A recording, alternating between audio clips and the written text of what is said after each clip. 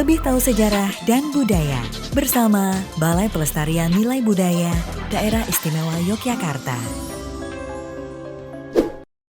Assalamualaikum warahmatullahi wabarakatuh. Selamat siang pemirsa yang ada di kawasan Kota Budaya Yogyakarta dan ada di kota-kota sekitarnya. Semoga dalam keadaan baik, sehat, dan tetap berbahagia pemirsa, yang pasti protokol kesehatan tetap harus diprioritaskan. Siang ini Jumat 11 Februari 2022, Anda akan simak program Warta Nada, dan untuk sesi yang pertama akan Anda ikuti bincang siang bersama Balai Pelestarian Nilai Budaya Daerah Istimewa Yogyakarta. Dan sudah hadir bersama Damara di sini siang hari ini yaitu Ibu Teresiana Ani Larasati. Saya memanggilnya Bu Aan, benar Ibu? Iya, betul. Mbak. Selamat siang Ibu Aan. Mbak Mei, selamat siang. Selamat siang pemirsa yang budiman. Baik, kabar baik Ibu? Iya, kabar baik, sehat. Salam sehat juga buat semuanya. Ya, baik. Nah, pemirsa, untuk siang hari ini ya bersama dengan Bu Aan kita akan membahas tentang sebuah kampung yang terbilang unik ya Bu ya, yang letaknya ada di daerah Kabupaten Gunung Kidul. Namanya ini adalah Kampung Pitu.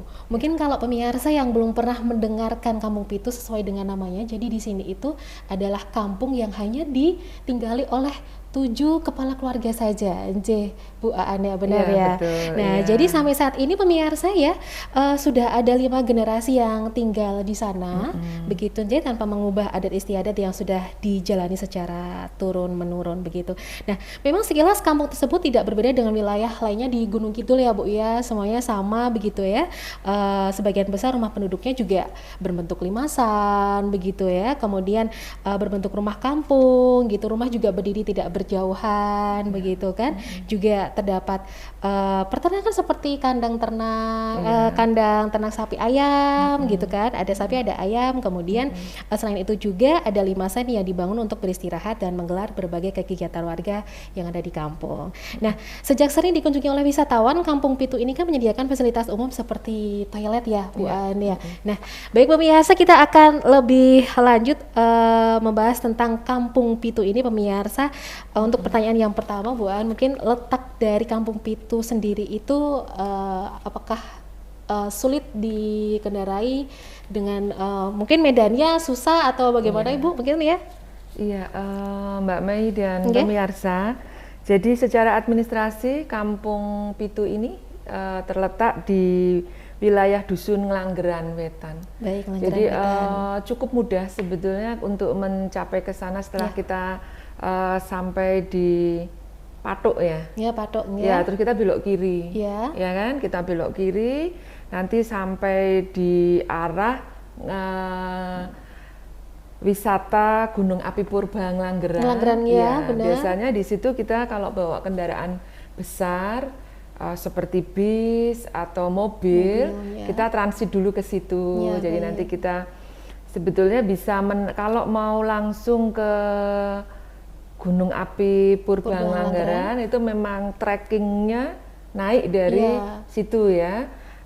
Tetapi kalau kita mau ke Kampung Pitu, kemudian kalau pertama kali saya ke sana tahun 2019 karena kita juga belum tahu bagaimana kondisi medannya, jadi saya minta bantuan warga di situ. Saya sama teman-teman BPNB dari Balai Pelestarian Nilai Budaya, kami memang tahun 2019 itu kan melakukan kajian di sana. Oh, baik. Kami naik ojek. Oh, gitu. Jadi kita melewati jalan yang pada waktu itu kalau tahun 2019 itu belum seperti saat ini. Kemarin tahun 2021 saya ke sana. Jadi kalau tahun 19 itu masih agak sulit karena masih bebatuan dan licin begitu ya. Kalau hujan. Tapi kalau sekarang itu memang sudah konblok sudah konblok dan penerangan juga sudah masuk. Jadi nanti kita akan melihat pemandangan yang indah sekali karena jarang sekali kita lihat pemandangan ada batu besar banget begitu di tengah sawah. Jadi melewati pemandangan jadi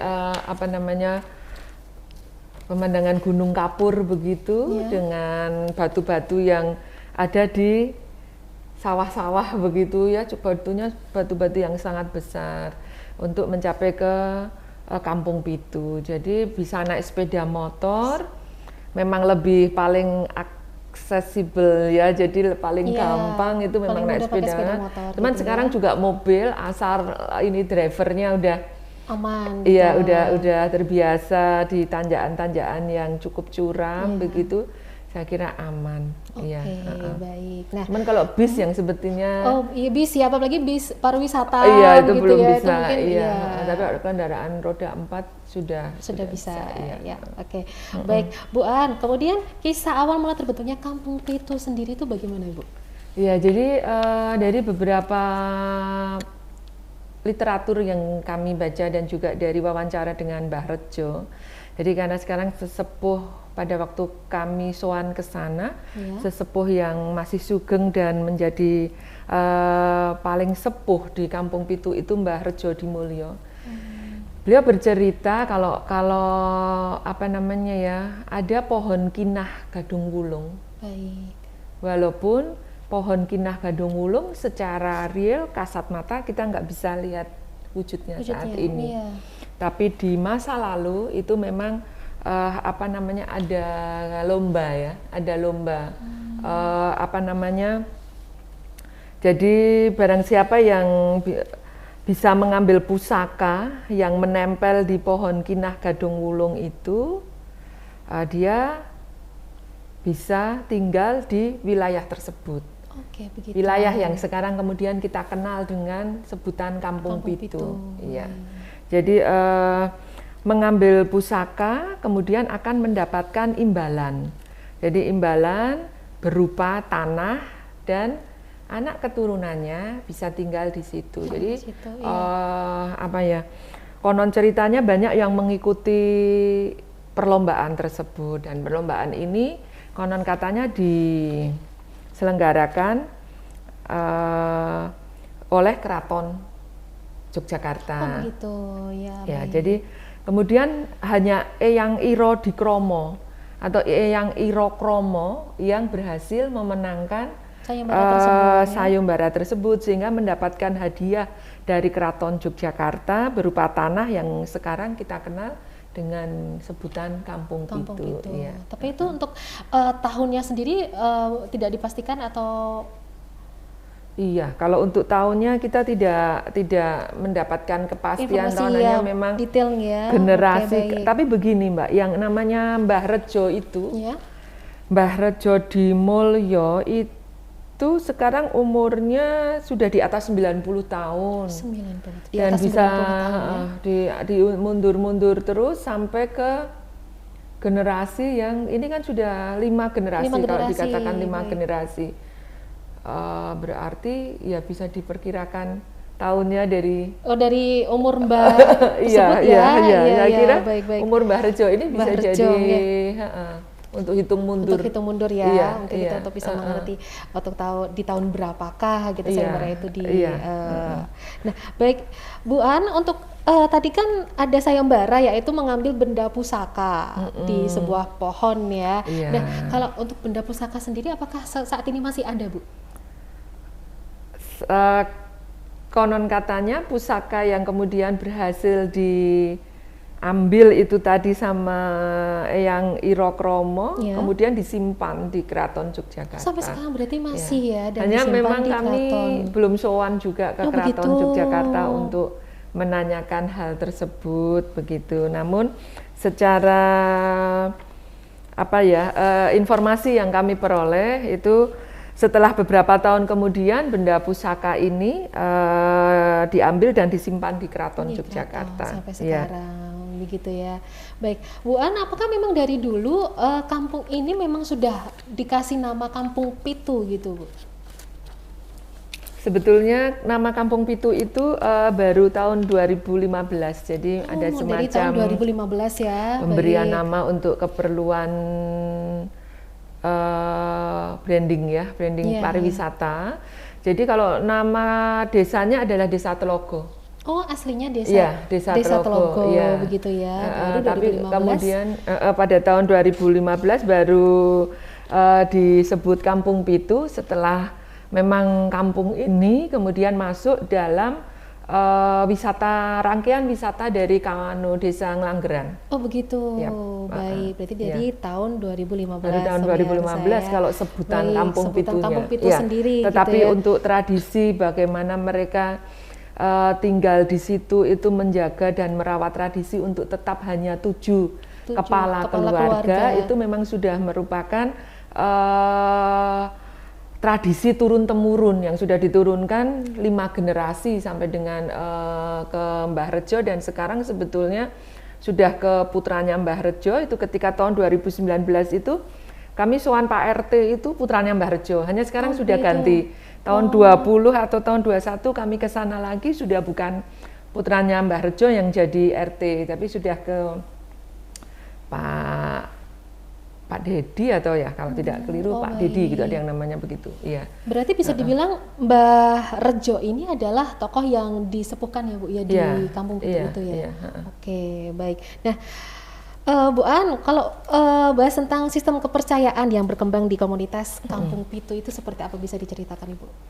Iya, masyarakat Kampung Pitu meyakini bahwa wilayah Kampung Pitu ini hanya boleh dihuni oleh 7 kepala keluarga. Jadi meskipun masyarakat di sana itu sudah merupakan masyarakat yang beragama, jadi mayoritas beragama Islam. Muslim, iya baik. Ya, namun kehidupan masyarakat Kampung Pitu sendiri itu tidak bisa terlepas dari kepercayaan yang diwarisi, yang mereka warisi dari leluhurnya. Jadi tidak terlepas dari kepercayaan masyarakat Kampung Pitu itu yang masih menjunjung ada tradisi yang ada dalam kehidupan. Misalnya pada waktu kami ke sana mereka sedang menyelenggarakan acara rasulan seperti itu. Jadi beberapa ritual itu memang masih dilakukan di sana. Jadi mereka menyelenggarakan kegiatan rasulan atau menyelenggarakan kegiatan selamatan begitulah ya, yang bentuknya selamatan itu macam-macam. Jadi mereka itu masih melakukan tradisi-tradisi tersebut itu sebagai wujud menghormati nenek moyang. Jadi mereka percaya bahwa yang mereka yakini selama ini itu merupakan penghormatan terhadap nenek moyang yang dilakukan untuk tetap mempertahankan tanah leluhurnya yang sudah turun-temurun. Jadi di mana dalam kehidupannya masyarakat Kampung Pitu itu sangat memiliki keterikatan dengan tanah kelahirannya.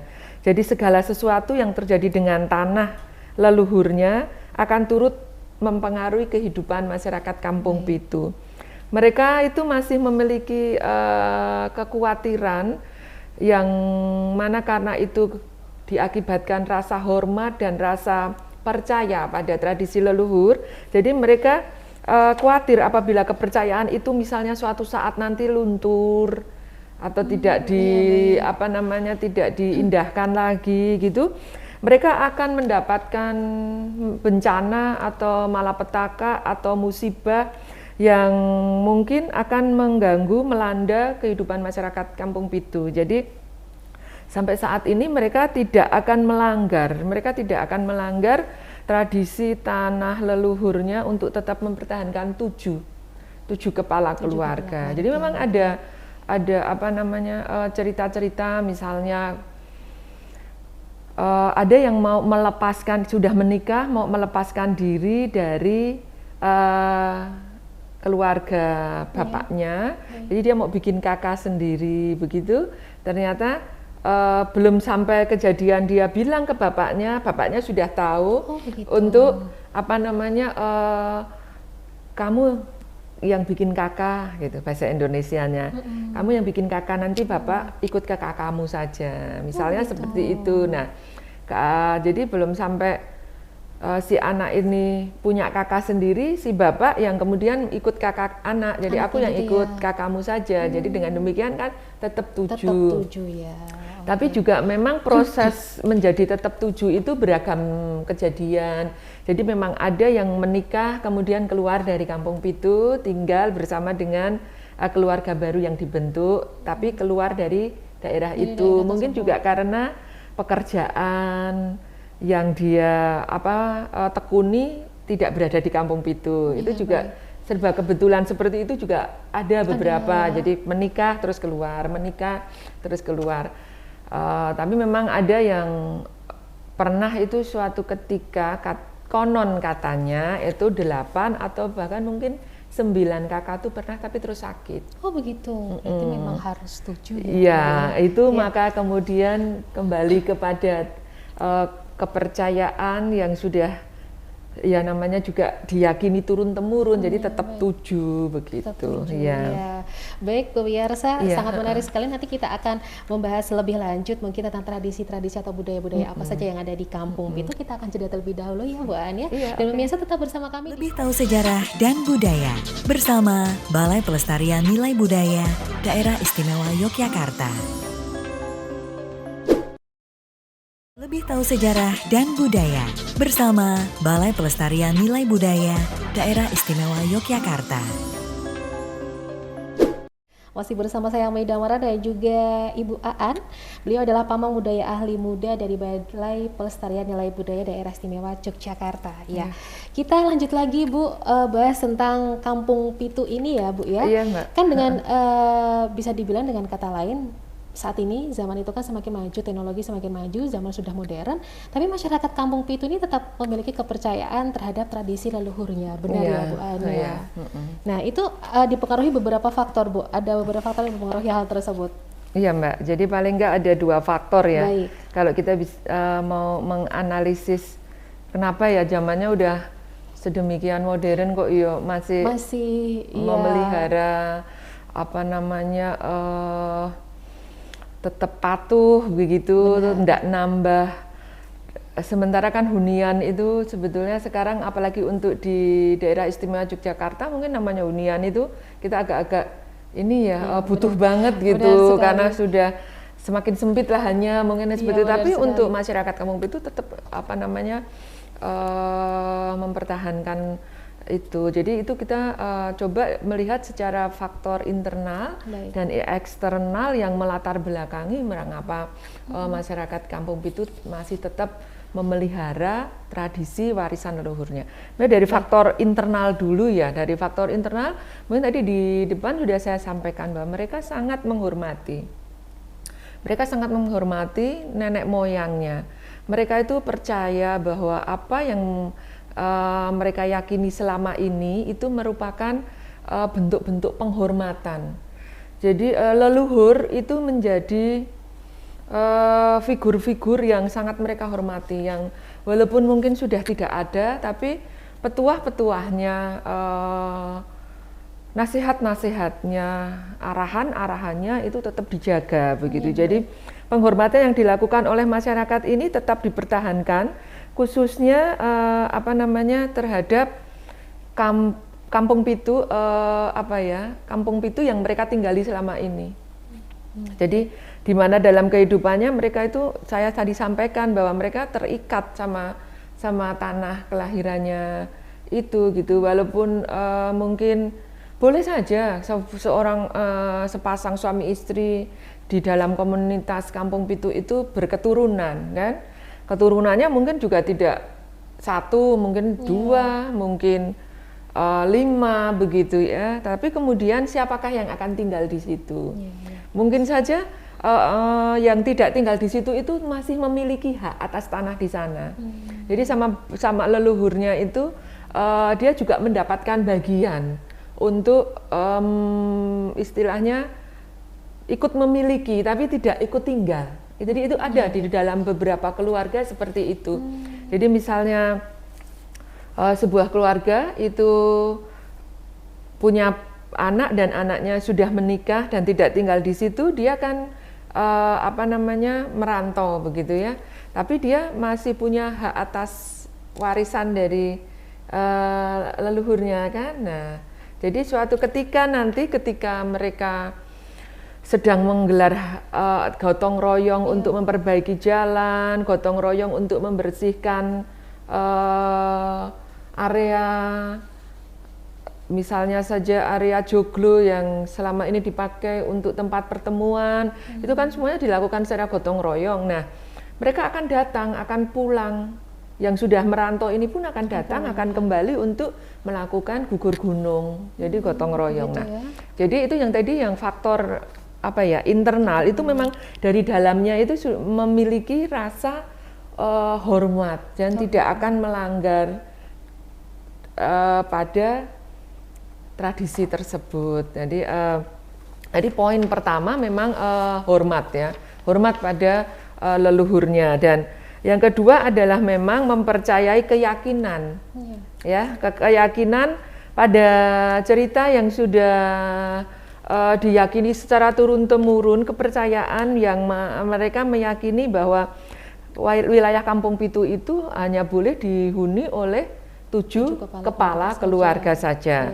Nah, memang menyebabkan mungkin saja sebagian masyarakat Kampung Pitu itu dianggap berpikiran mungkin irasional, ya kan, mungkin ya. Nah, tetapi meskipun sudah mengenal ilmu pengetahuan, teknologi, HP mereka juga pegang, listrik sekarang juga sudah masuk. Kalau dulu juga belum itu.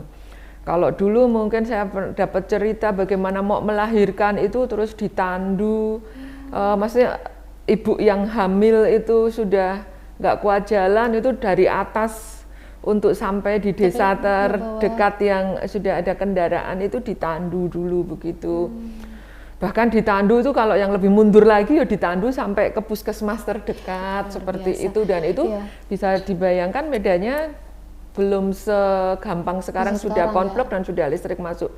Dulu juga listrik belum masuk. Nah, apa namanya, ketika sekarang sudah maju, ketika sekarang listrik sudah boleh sudah ada di kampung itu, ketika orang-orang juga sudah mulai mungkin melihat televisi, melihat informasi dari media-media massa, sosial media pun juga kan sudah masuk ya, kan? Tapi mereka tetap ini apa maksudnya masih tetap meyakini bahwa ini hanya boleh dihuni oleh 7 kepala keluarga. Jadi itu tadi selain penghormatan juga keyakinan bahwa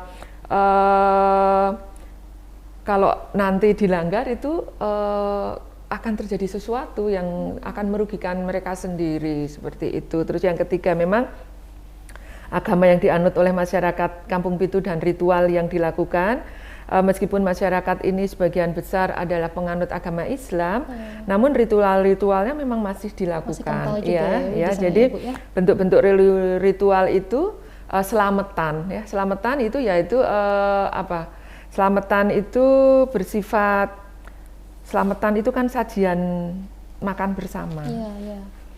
Yang bersifat sosio-religius, jadi di mana tetangga berikut sanak keluarga dan teman-teman ikut guyup kumpul di dalamnya. Ini memang masih kita berbicara sosio-religius di dalam selamatan ini ketika tidak pandemi ya. Iya benar. Jadi ketika pandemi saya kira juga ada beberapa penyesuaian di sana. Nah, tujuan dari selamatan adalah untuk mencapai keadaan selamat, namanya selamatan. Kita di kultur Jawa, jadi kita selalu menginginkan keselamatan, jadi menginginkan keadaan selamat, yaitu keadaan di mana peristiwa-peristiwa akan bergerak mengikuti jalan yang telah ditetapkan dengan lancar dan tidak akan ada terjadi kemalangan-kemalangan. Nah, seperti itu. Sebetulnya jadi makanya ketika walaupun memang sudah memohon kepada sesuai dengan agamanya masing-masing, tetapi tetap selamatan ini dilakukan untuk menguatkan karena itu tadi ya. Terus juga ada faktor eksternal yang itu tadi kan internal dari dalam dirinya masing-masing ya. Jadi kalau eksternal kan nilai untuk meningkatkan taraf hidup. Jadi berdasarkan hasil wawancara dengan masyarakat diperoleh informasi keberadaan Kampung Pitu saat ini kan juga dipengaruhi oleh nilai-nilai untuk meningkatkan taraf hidup, termasuk kesejahteraan rakyat. Begitu. Kalau kita melihat ke Kampung Pitu, sebetulnya masyarakat yang sederhana, masyarakat agraris, tetapi dalam perkembangannya juga tetap mengerti akan adanya keinginan juga ya, muncul keinginan untuk meningkatkan taraf hidup. memperbaiki ekonomi begitu yang sejalan dengan rencana masyarakat. Nah, taraf hidup masyarakat semakin meningkat manakala Desa Ngelanggeran itu dijadikan sebagai desa wisata yang dikelola secara mandiri oleh masyarakat sekitar. Nah, dalam hal ini keberadaan Desa Wisata Ngelanggeran termasuk juga di situ Kampung Pitu sebagai salah satu rangkaian objek yang dikunjungi. Nah, ini atau yang ditawarkan dan berpotensi untuk sebagai aset wisata. Aset wisata budaya ya, aset wisata budaya yang menarik, maka memang ada harapan, ada peningkatan pendapatan atau peningkatan ekonomi warga. Walaupun mungkin sih sebetulnya kalau saya pergi ke sana lagi kemarin tahun 2021 karena memang juga semuanya sedang terkena pandemi ya, jadi memang ya belum bisa maksimal juga untuk dilihat bagaimana perubahan pendapatan masyarakat ketika sudah menjadi kawasan wisata dan sebelum menjadi kawasan wisata. Ya, jadi ini tadi tetap kalau faktor eksternal dan apakah ini nanti akan menggerus keyakinan untuk tetap mempertahankan kampungnya hanya 7, ini ya saya kira itu nanti waktu yang akan membuktikan. Tapi paling tidak sampai dengan saat ini mereka tetap yang internalnya itu masih dijaga, masih dijaga. Jadi belum ada perubahan. Sampai tahun 2022 ini ya. Tadi tetap seperti masyarakat Telogo yang dulu bahkan sebelum disebut sebagai Kampung Pitu. Ya, kalau jadi perubahan-perubahan ketika orang semakin banyak yang datang dengan adanya dibawa oleh kunjungan wisata itu dari pelaku wisata sendiri ya. Berarti tetap dari Kampung Pitu ini pemirsa, warga dari Kampung Pitu itu masih tetap memegang nilai-nilai dari leluhur. Tapi kalau misalnya mendapatkan sesuatu yang berbau modern juga mereka tidak menolak begitu ya Ibu ya. Tapi mungkin akan membuat kesadaran juga ya Mbak ya. Dan pemirsa ini mungkin jadi begini, ketika mereka mempertahankan tetap Kampung Kampung Pitu tetap bertuju gitu maksudnya, itu kan memang unik. Nah, itulah yang menjadi daya tarik wisata. Ketika malah dibuka menjadi berbanyak, maka tidak akan ada keunikannya lagi. Nah, itu tadi yang kemudian ketika ini tetap menjadi Kampung Pitu, itu ada dorongan internal dan ada dorongan eksternal ya Mbak. Internalnya tadi karena memang penghormatan pada leluhur, keyakinan, kemudian untuk tetap menjaga itu, dan ditambah ketika faktor eksternal ketika dibuka sebagai tempat wisata ya karena menjadi tempat wisata kan karena memang keunikannya yang 7 tadi kan ya. Jadi ketika nanti jadi berbanyak malah sama seperti kampung kita. Iya benar. Beda gitu ya, poinnya beda ya. Walaupun kampung kita mungkin juga tetap bisa jadi kampung wisata, tapi benar sekali. Atau kampung budaya. Tapi bedanya lah ini. Iya. Baik, nah kalau kita tadi sedikit membahas tentang ritual-ritual yang ada di Kampung Pitu sendiri Bu, mungkin tadi sedikit ada selamatan gitu kan, mungkin juga samalah seperti yang kita lakukan sampai saat ini pun di beberapa daerah Jogja dan Jawa Tengah mungkin masih ada selamatan. Tapi apakah di Kampung Pitu sendiri Bu ada ritual-ritual atau adat atau mungkin tradisi yang masih dilaksanakan di sana selain selamatan yang mungkin unik gitu Bu? Iya. Mbak Mei jadi dan para pemirsa, jadi sebetulnya hampir sama dengan di tempat kita juga yang mungkin kita bukan warga Kampung Pitu tapi kita dalam kultur Jawa. Jadi memang gotong royong itu tetap menjadi yang utama, malah jiwai. Jadi Kampung Pitu juga begitu. Jadi yang utama itu tetap gotong royong. Jadi wujud nyata gotong royong ini tampak ketika ada warga yang membangun rumah. Itu warga yang lain akan datang membantu dengan tanpa dipungut biaya gitu ya. Jadi kayak sambatan. Sambatan kalau ya, kita sambatan ya. Ada sambatan, sambatan itu masih jalan di sana. Begitu. Jadi setelah diberitahu bahwa rumah ini akan direnovasi, akan diperbaiki, maka tetangga ini akan menjadwalkan, jadi meninggalkan pekerjaan yang lain, meninggalkan kepentingan yang lain untuk sambatan. Nah, nilai-nilai ini kan nilai-nilai yang masih luar biasa di era modernitas seperti ini ya, ketika masih bisa disambat gitu. Kalau orang Jawa bilang nyambat baune itu sekarang itu kan sulit sekali. Ya, kita mau nyambat baune orang itu sulit sekali. Tapi ketika di sana ini sambatan masih jalan, masih jalan. Terus masa panen juga begitu. Jadi seluruh warga itu turut membantu. Selain itu gotong royong merenovasi jalan.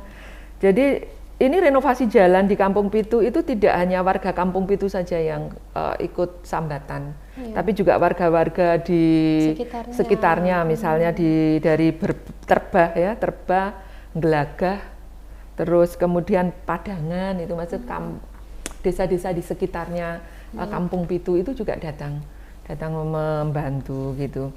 Nah, selain untuk gotong royong, maka bentuk-bentuk yang ritual itu memang ada tinggalan ya. Tinggalan itu sebenarnya perayaan ulang tahun.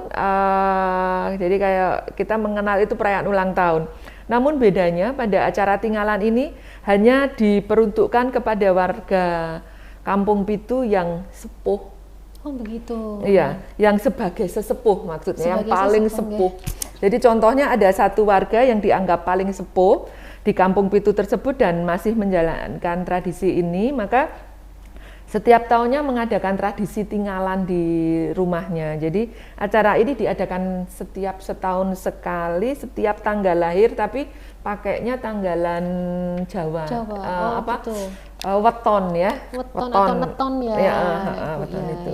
Jadi itu ya Mbah Rejo yang kemarin memang sebagai sesepuh ya.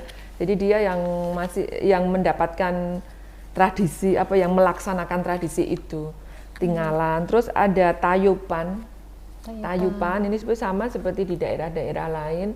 Di sana juga menyelenggarakan tayupan, kesenian tarian warisan budaya yang masih dilestarikan keberadaannya. Jadi kalau di Kampung Pitu, tayupan ini ditampilkan pada saat tradisi rasulan. Jadi rasulan yang diadakan setiap setahun sekali, itu di dalam tradisi rasulan itu memunculkan pentas tayub. Dan itu memang dilaksanakan siang hari.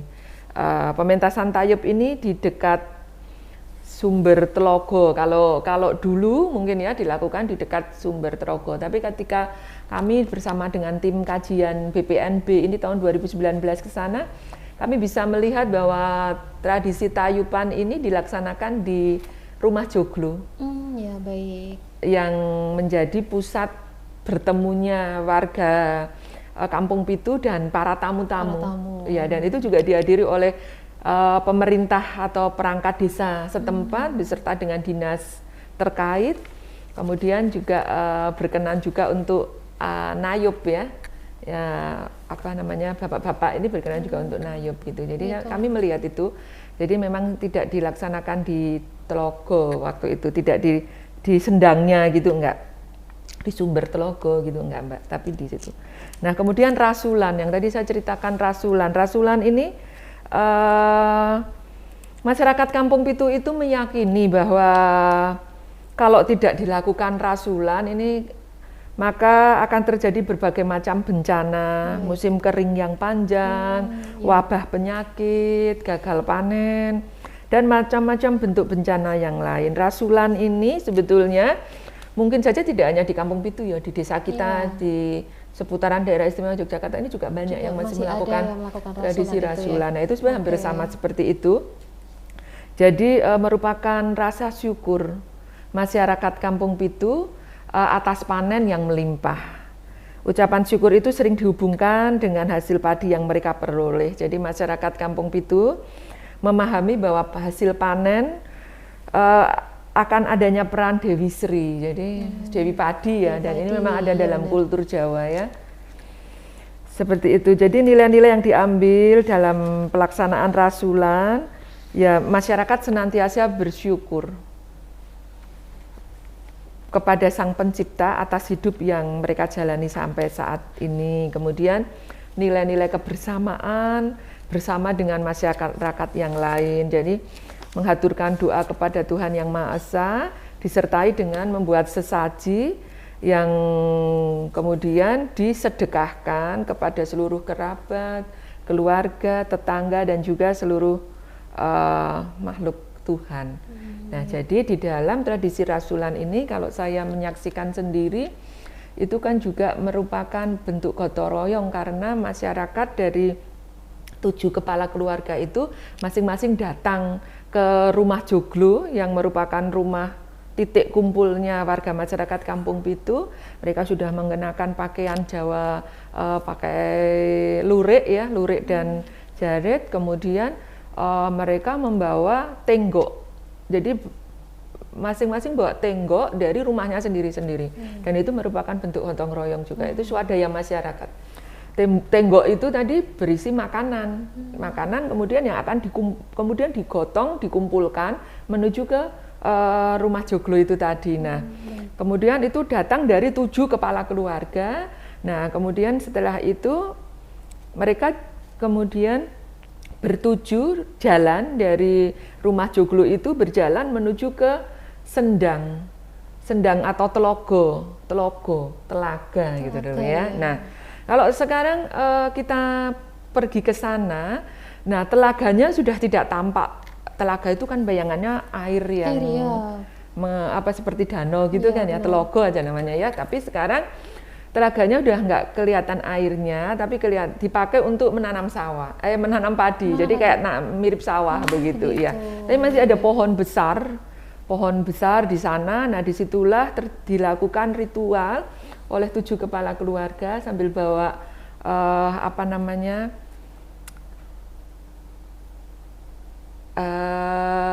sebentuk kayak keranjang begitu, tapi dibuat dari daun. Oh begitu. Iya. Iya. Nah, itu mungkin nanti ada di gambarnya ya. Jadi ya seperti ini.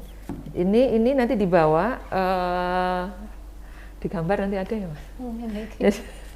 Jadi itu dibawa menuju ke telogo. Nah, di sana kemudian berdoa di sana. Kemudian makanan atau semacam sebentuk keranjang yang dibawa itu tadi terus dicantelkan, dicantelkan di pohon yang besar itu tadi. Nah, itu mengawali tradisi mengawali rasulan. Kemudian mereka bertuju pulang kembali ke rumah joglonya tadi.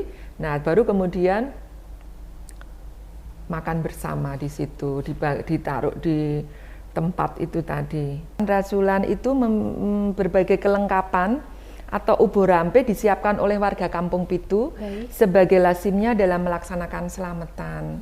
Nah, beberapa bentuk sesajen dalam tradisi rasulan antara lain kembang wangi, minyak duyung, menyan semar, sirih, tembakau, enjet atau kapur sirih gitu, gambir, rokok, dan abon-abon.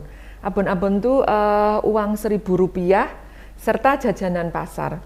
Nah, warga Kampung Pitu pada umumnya meyakini bila tradisi rasulan tidak diadakan maka akan terjadi berbagai macam bencana begitu. Ya, nah, pada tahun 2019 yang bisa kami ikuti waktu itu tradisi rasulan ini dilaksanakan pada hari Senin Legi. Yeah. Nah, Senin Legi tanggal 1 April tahun 2019. Jadi pada waktu itu sekitar pukul 9, pukul 10 pagi tampak warga Kampung Pitu per kepala keluarga mengusung among-among dan ubo rampe yang diletakkan dan ditata di pendopo Kampung Pitu. Nah, among-among ini tadi saya sampaikan dalam bentuk tenggok ya. Jadi bawa tenggok ngusung itu mereka sebut itu among-among. Nah, isinya masing-masing mengusung beberapa tenggok itu yang berisi nasi, lauk pauk, dan buah-buahan. Jadi nggak cuma satu tenggok, tapi beberapa tenggok ya. Kemudian sekitar pukul 11 aneka macam ambengan yang sudah tertata rapi, ya.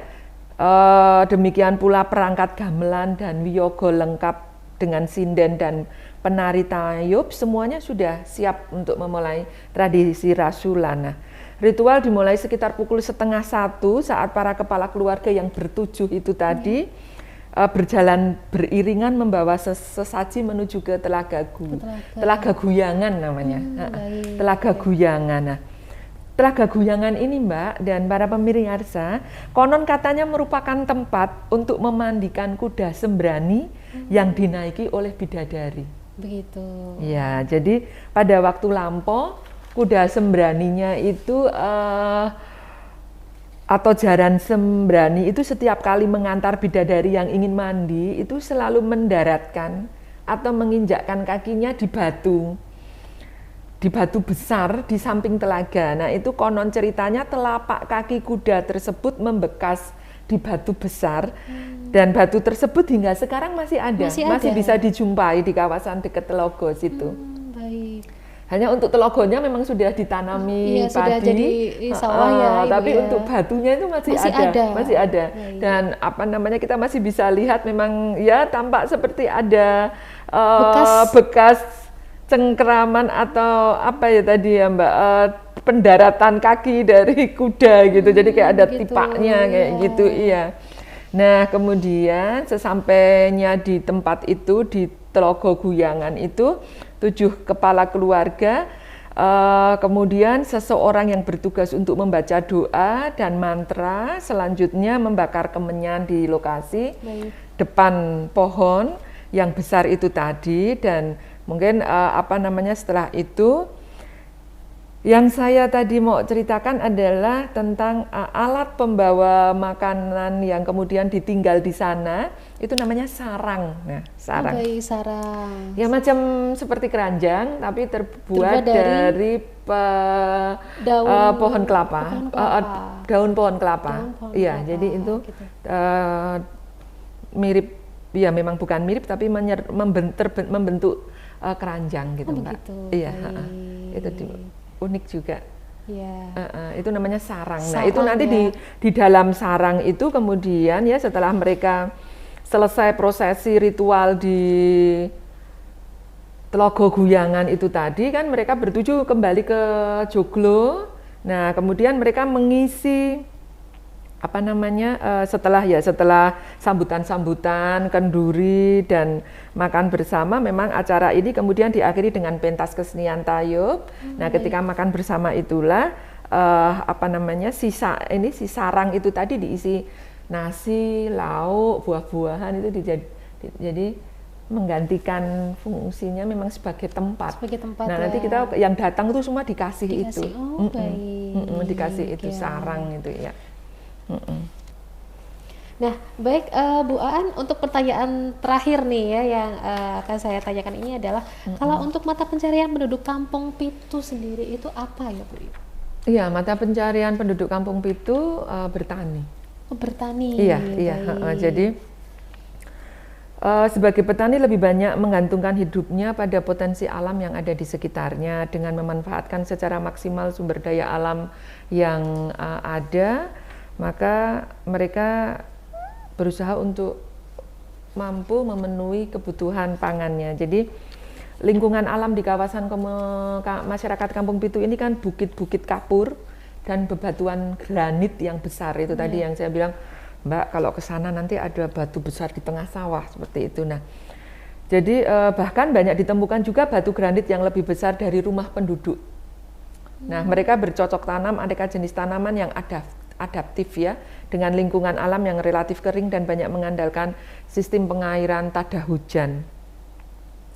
Jadi warga Kampung Pitu mengolah tanah yang ada di kawasan mereka tinggal menjadi ladang dan sawah tada hujan. Baik. Tanaman sawah yang dibudidayakan adalah tanaman padi yang panen 1 kali dalam 1 tahun.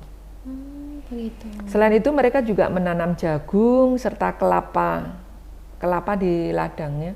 Nah, budidaya tanaman padi, jagung, ketela pohon itu memang untuk memenuhi kebutuhan karbohidrat mereka. Nah, ketela pohon, ubi kayu ini memegang peranan penting dalam sistem pertanian warga Kampung Pitu. Jadi ubi kayu menjadi alternatif pengganti bahan pangan pokok ketika beras mungkin tidak selalu bisa temui di sana begitu ya, ya. Bu ya. Baik. Walaupun mungkin kalau sekarang juga sudah bisa ketelanya atau singkongnya dijual, uangnya untuk beli beras begitu juga begitu. bisa kan. Baik. Ya. Dan mereka juga membuat areng, Mbak. Membuat areng. Jadi dari kayu-kayu yang banyak di sana, kemudian mereka juga menjadi pembuat areng, dan arengnya kan bisa untuk dijual. Lebih tahu sejarah dan budaya bersama Balai Pelestarian Nilai Budaya Daerah Istimewa Yogyakarta. Lebih tahu sejarah dan budaya bersama Balai Pelestarian Nilai Budaya Daerah Istimewa Yogyakarta. Monggo Bu An untuk bisa menyampaikan kesimpulan di bincang siang kita siang hari ini, silakan. Iya, masyarakat Kampung Pitu itu memiliki cara pandang yang sangat tradisional, namun sangat memiliki keyakinan yang mendorong mereka untuk mereka sebetulnya ikut menjaga alam. Baik. Jadi kehidupan manusia pada masa lampau yang kemudian diadaptasi hingga saat ini, diyakini, dijaga, dirawat, sebetulnya adalah sesuatu yang ingin dikatakan dari hal-hal tersebut adalah bagaimana mereka itu ingin tetap menjaga alam, ingin tetap memelihara alam. Jadi ketika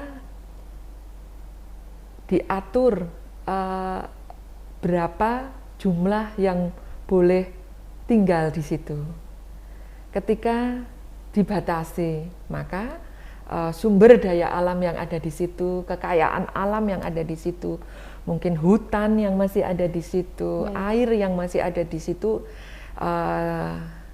secara tidak langsung pasti akan terjaga, pasti akan terlindungi. Jadi saya kira ini yang menjadi kesimpulan dari pembicaraan kita pada kesempatan kali ini adalah bagaimana memang mungkin saja masyarakat Kampung Pitu juga tidak pernah berpikir, tidak pernah merencanakan mereka akan menjadi kampung wisata.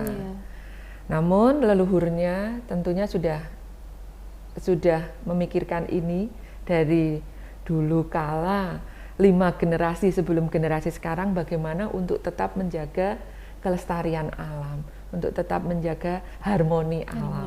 Itu gitu ya. Iya. Baik, sangat menarik sekali pemirsa bincang siang kita untuk edisi hari ini Jumat 11 Februari 2022.